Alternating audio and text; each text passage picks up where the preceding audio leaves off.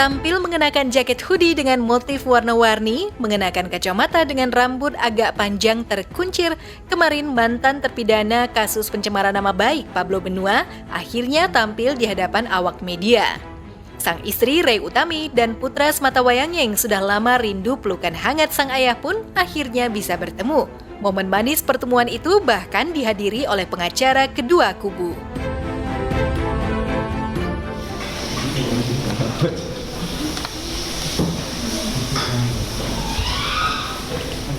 Jadi akhirnya saya dan Ray sepakat kita akan mencoba bersama selama 7 hari.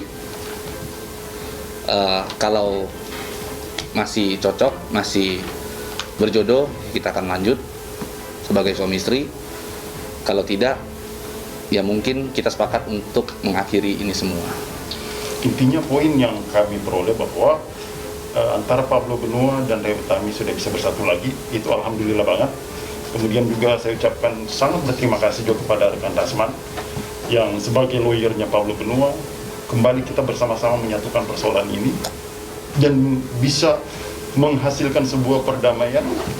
Saya pikir itu yang menjadi poin kami sebagai lawyer ya, artinya bukan harus berujung kepada pengadilan, dan penyelesaian-penyelesaian seperti inilah yang menjadi harapan kita semua.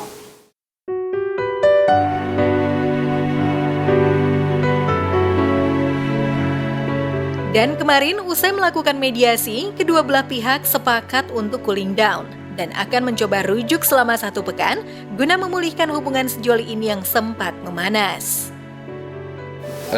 Kita sudah melakukan pembahasan antara saya, lalu ada Insang, lalu ada Bang Rasman. Kita sama-sama di sini membahas ya semuanya, mulai dari keluh kesah kita masing-masing. Hasil kesepakatan kita sudah ada perjanjiannya, bisa dilihat itu ada perjanjiannya. Kalau poinnya nggak usah, ininya aja. Ini ada. Ya.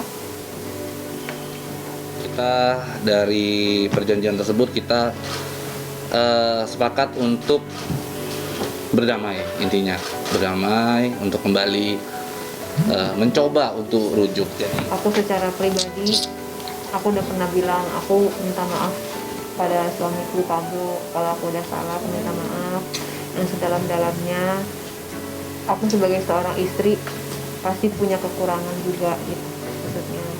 Pokoknya terlepas dari apapun kesalahan aku minta maaf. Seperti yang aku udah pernah sampaikan juga, aku rela gitu minta maaf di hadapan teman-teman semuanya. Yang penting rumah tangga aku sama anak-anak aku tetap seperti dulu lagi. Walaupun perdamaian ini ada beberapa kesepakatan yang harus aku penuhi ya, gak apa-apa. Yang penting aku bisa pertahankan rumah tangga ini. Mudah-mudahan langgeng. Walaupun aku dikasih kesempatan 7 hari untuk membuktikan berubahnya aku, yang menurut dia harus ada perubahan-perubahan yang seperti yang dia mau gitu. Ya aku aminin aja, alhamdulillah. Apapun itu nggak ada yang berat buat aku, semuanya aku jalanin. Toh kehidupan yang berat, yang lebih berat dari ini udah pernah aku jalanin sama-sama kan sebelum itu gitu. Jadi ya menurut aku nggak ada yang berat, nggak ada masalah. Dan sekali lagi aku berterima kasih sekali udah membukakan pintu maaf dan memberikan kesempatan buat aku untuk bisa pertahankan rumah tangga ini.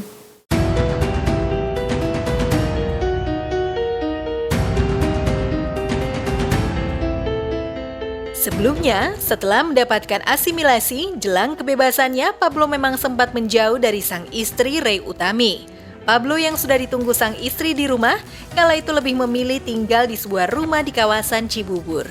Sementara itu, alih-alih Ray Utami dan sulungnya merindukan pelukan Pablo, bak petir di siang bolong, Pablo justru tetap kukuh akan melayangkan gugatan cerai pada Ray.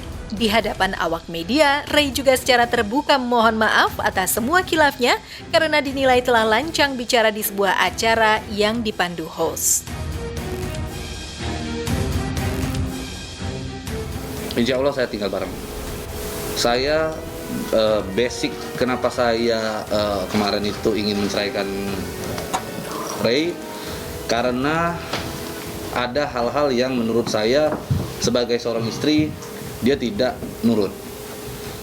Artinya durhaka lah, terus kerap mengeluarkan kalimat-kalimat yang menyakiti hati. Ya itu harus diperbaiki gitu. Sebagai seorang suami juga, saya sebagai seorang imam, saya harus memperbaiki itu. Kalau saya tidak mampu memperbaiki itu, ya berarti saya gagal menjadi seorang imam. Itu kalau konten yang positif-positif silakan. Tapi urusan rumah tangga saya harap berhenti.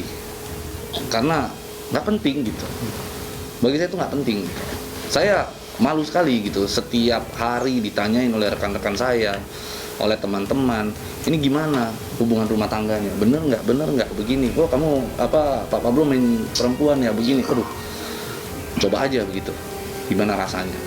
Untuk kemarin-kemarin yang aku bilang mengumbar masalah rumah tangga di media gitu, di YouTube maupun di media, teman-teman media juga, nggak ada niat aku untuk menjelekkan suami aku sendiri.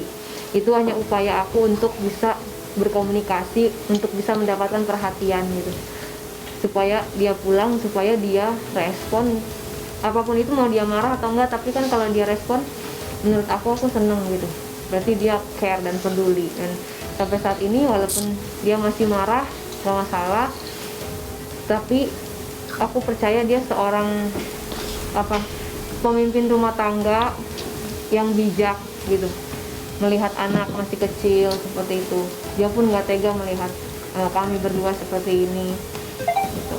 Dan untuk pihak-pihak yang pernah aku bahas di rumah tangga ini, ya aku mohon maaf, sempat dibawa-bawa juga namanya kemarin gitu. Cuman ya ini adalah masalah rumah tangga kita berdua. Aku harap pemberitaan tentang rumah tangga aku cukup sampai di sini aja. Besok ya aku paling hanya ngevlog yang biasa-biasa aja, karena aku sendiri kan udah memang janji ya, memang kalau dia pulang aku nggak akan share lagi gitu tentang aib-aib rumah tangga ini, tentunya malu gitu kan.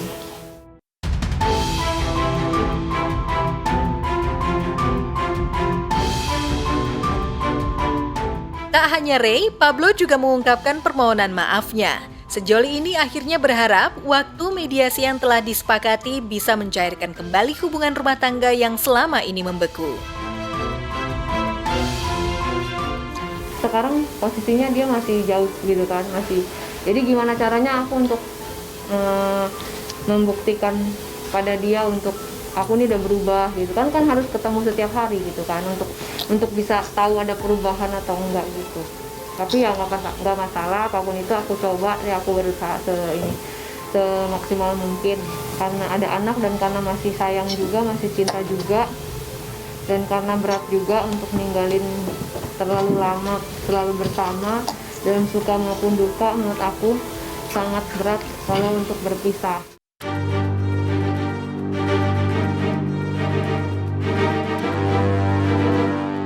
Lantas, dengan waktu 1 pekan itu, mampukah dua sejoli ini merekatkan kembali bahtera rumah tangga mereka?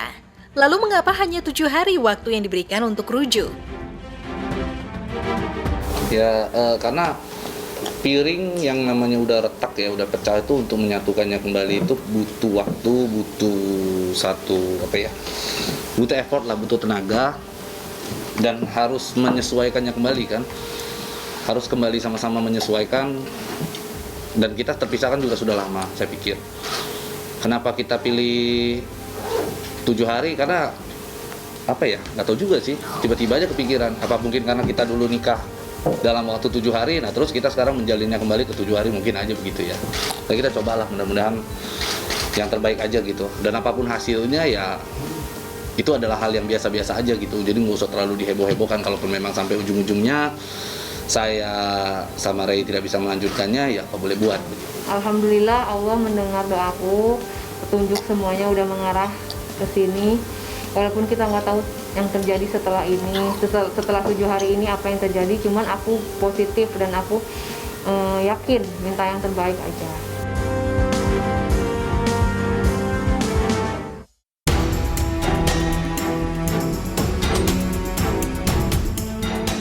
Ray merasa lega karena masih diberi kesempatan untuk rujuk dengan sang suami. Di tempat berbeda, Aska Ongi juga tampaknya tengah berbinar bahagia. Pasalnya, Pengadilan Agama Jakarta Pusat kemarin telah memutuskan menolak semua gugatan mantan suaminya, Alif Ali. Dengan ditolaknya semua gugatan Alif Ali, Aska Ongi lega karena tak ada lagi sengketa perebutan hak asuh anak dengan mantan suaminya itu. Bersyukur aja sih kalau ditolak dari pihak nadanya, ditolak gitu. Ya, sampai saat ini masih Alisa masih di bawah pengasuhan daripada ibu kandungnya. Ya, nanti mungkin juga sama-sama kita bisa lihat bahwa yang dimasukkan dari gugatan pihak pemohon itu juga tidak bisa dibuktikan.